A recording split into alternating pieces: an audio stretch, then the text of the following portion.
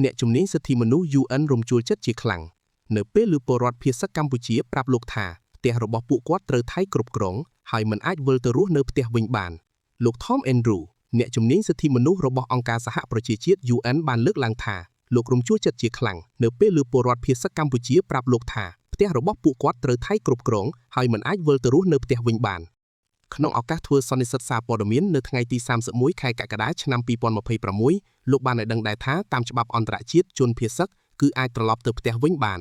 លោក Tom Andrew បានបញ្ជាក់ថាខ្ញុំរំជួលចិត្តពេលពួកគាត់យំពេលនិយាយមកកាន់ខ្ញុំពួកគាត់មិនអាចទៅផ្ទះវិញដោយសារថៃគ្រប់គ្រងពួកគាត់សមនឹងត្រឡប់ទៅលោក Tom Andrew បានធ្វើដំណើរទៅកាន់បណ្ដាខេត្តរបស់កម្ពុជាជាប់ព្រំដែនថៃ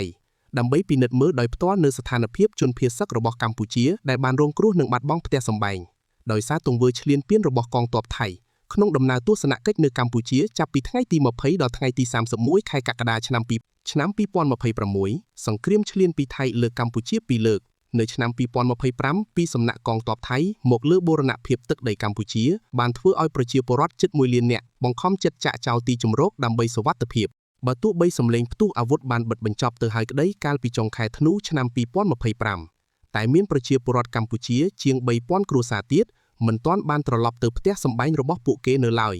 ដោយសារដីនិងផ្ទះសម្បែងរបស់ពួកគេត្រូវបានកាន់កាប់ដោយខុសច្បាប់ពីកងទ័ពថៃ